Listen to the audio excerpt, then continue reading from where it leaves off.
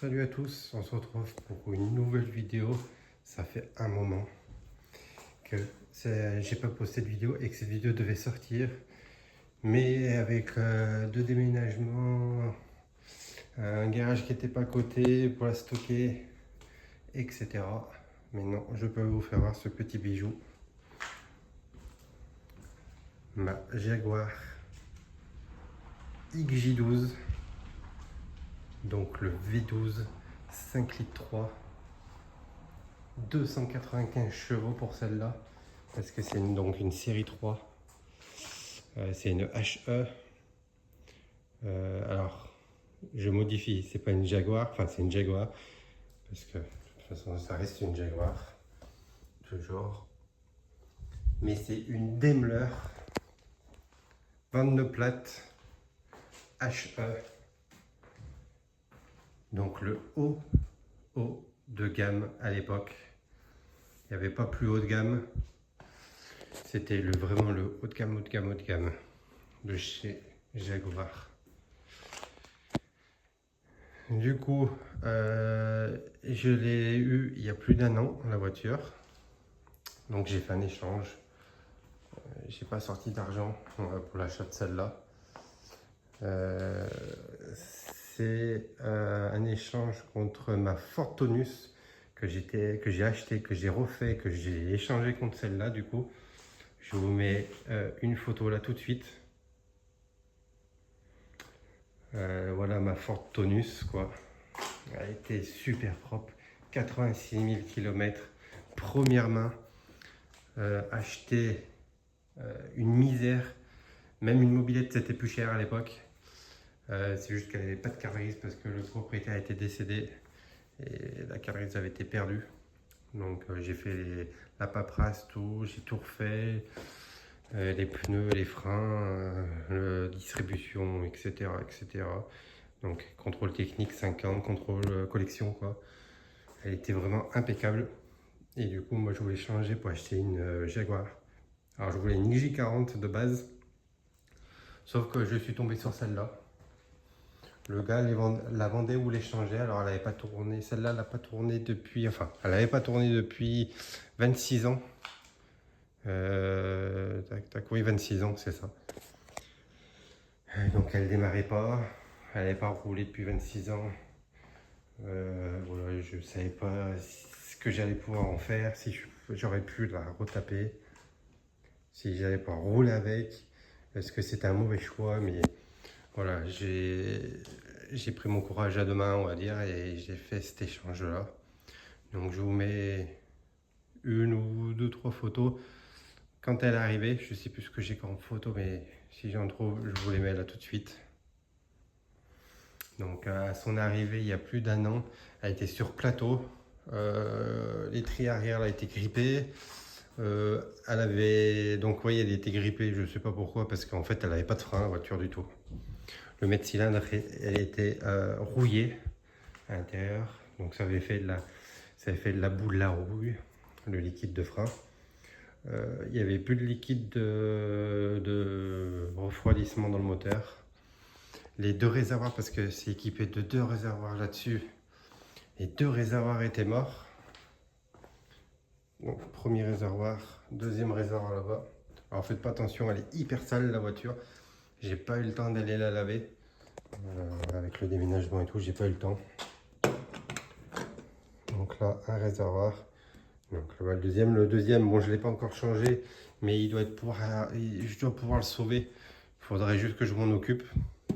Mais celui-là, le réservoir, je sais pas si on va voir, non, on ne verra pas. Mais il est neuf. Celui-là, il est complètement neuf. Parce que la personne qui me l'avait changé avait acheté deux réservoirs qu'il m'a donné avec la voiture. Mais sauf que les deux réservoirs qu'il avait achetés, c'était pas pour cette Jaguar-là. Il s'était trompé.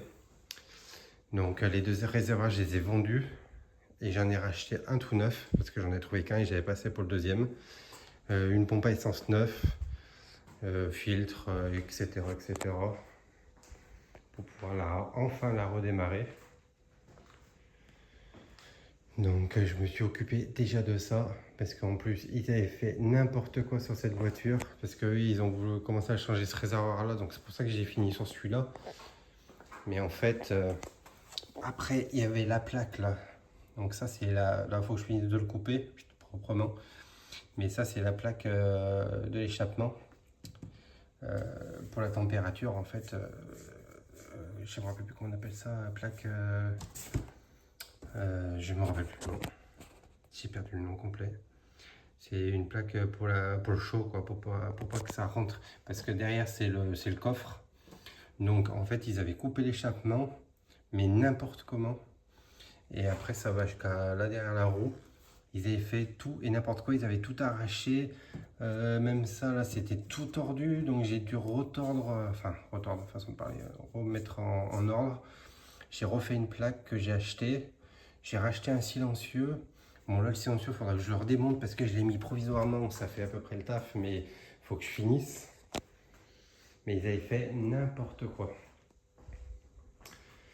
Donc, pour ce 5 litres 3 V12 qui tourne maintenant à merveille. Je ne sais pas si on va voir correctement. Bien évidemment, la tour ouvrant. Bon, elle a les enjoliveurs. Je sais pas, c'était comme ça, mais il existe des gens talus. Elle a les balais d'essuie-glace sur les feux. Voilà, elle est équipée de la clim.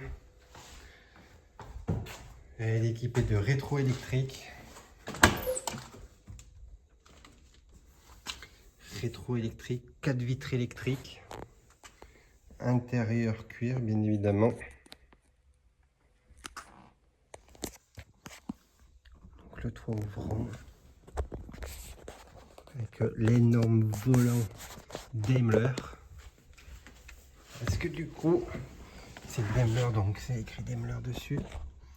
On a toutes les jauges. Voilà. Donc elle a 229 000 km. Elle tourne comme si elle avait 20 000. Hein. Très honnêtement, elle tourne vraiment impeccable. Elle a le régulateur de vitesse. Bon, ça, j'ai jamais pu le faire marcher. J'ai jamais compris comment ça marchait, mais ça fonctionne. Enfin, logiquement, ça fonctionne. Faut que je regarde un peu mieux. Mais bon, comme il y a eu pas, à ce qui paraît, il y avait pas mal de problèmes électriques sur ces Jaguar. Souvent, ça marchait plus. Donc c'est possible que ça marche pas. Moi, j'ai juste essayé 2-3 fois, j'ai vu que ça marchait pas. Peut-être que j'ai mal fait, je sais pas. Ou alors faut peut-être rouler plus vite. Je sais pas. J'en sais rien. Peut-être que c'est à partir de 100 ou 110, j'en sais rien. Là, on a l'ordinateur de bord. Donc à l'époque, c'était quand même bien fait. On a fuel. Donc ça, c'est la consommation d'essence. Enfin, la consommation, ce qu'il y a dans le réservoir, plus exactement. Après, on a consommation instantanée. Et après, il y a tout ce qui est distance. Remettre à zéro, enfin, reset et tout. Et en plus, on peut l'éteindre. Bon, ça déconne un peu aussi. Maladie Jaguar sur ces séries 3. Mais des moments, il fonctionne. Il faudrait juste que je le démonte, que je le nettoie. Peut-être que je refasse une ou deux soudures à l'intérieur. Avec le temps, ça va peut-être sauter, je sais pas. Il faudrait que j'essaye. Après, on a tous les boutons là. Donc, on a la lumière intérieure. On a une autre lumière qui est ici.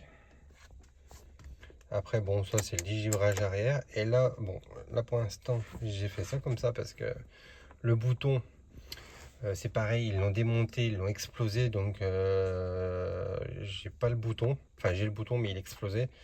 C'était pour changer de réservoir. Comme il y en a un à gauche et un à droite. On appuie sur ce bouton. Donc, ça bouchait le réservoir. Par exemple, comme là, j'utilise le réservoir de droite. Ça bouchait le réservoir de droite. Et ça utilisait le réservoir de gauche.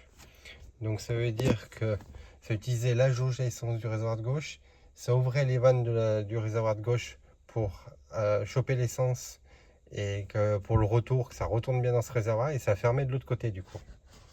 Voilà, donc moi j'ai tout bouché pour le réservoir de gauche et j'ai tout laissé pour le réservoir de droite vu qu'il manque le bouton, je ne peux pas l'utiliser avec le bouton. Donc pour l'instant j'ai fait ça comme ça à la va-vite, mais ça fonctionne parfaitement. Faudra juste que je trouve un bouton. Là, il faut que j'y foute un autoradio parce qu'il le manque.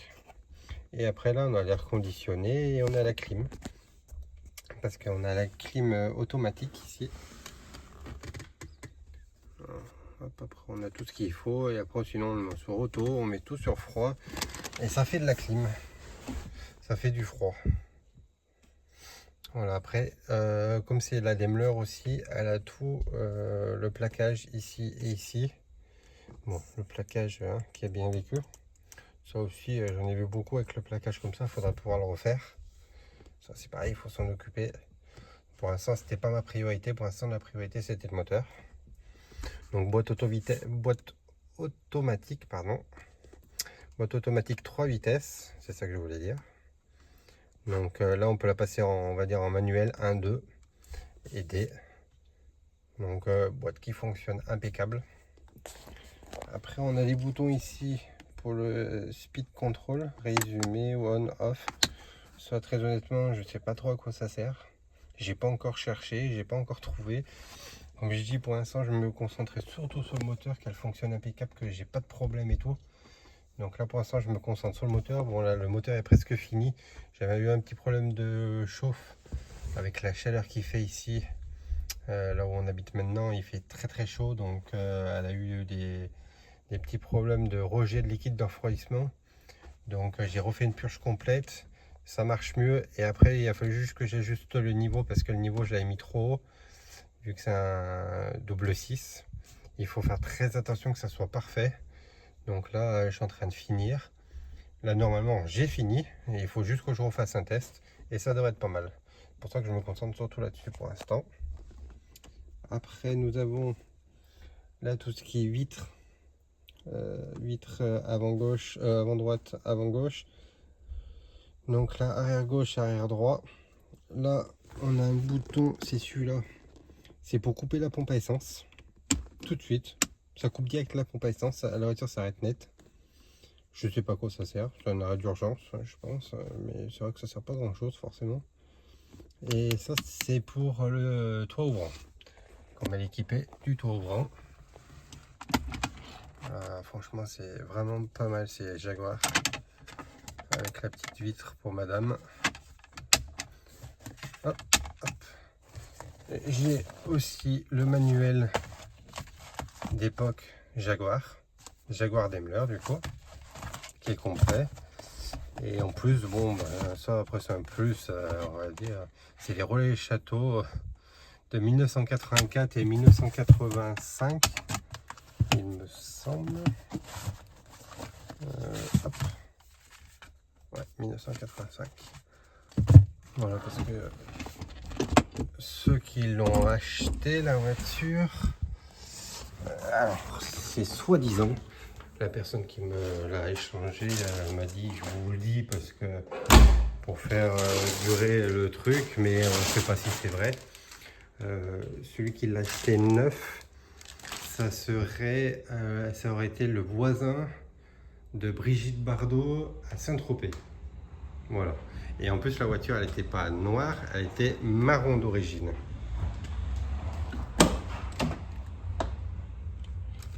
Je sais pas si c'est vrai, mais je le dis quand même.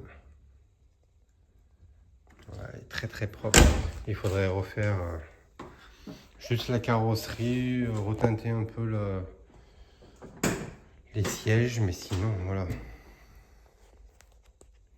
Regarde, le coffre c'est un peu le foutoir, vu que j'ai dû mettre pendant le déménagement. Je sais pas si on va voir. Non, on voit pas. Mais sinon, là c'était marron très foncé. On doit pouvoir le voir au niveau du moteur, je crois. Je vais ouvrir le moteur.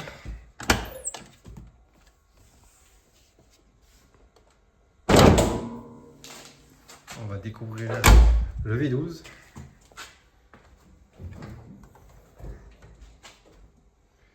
Voilà le beau V12 5 litres 3 de 295 chevaux. Donc double 6, 6.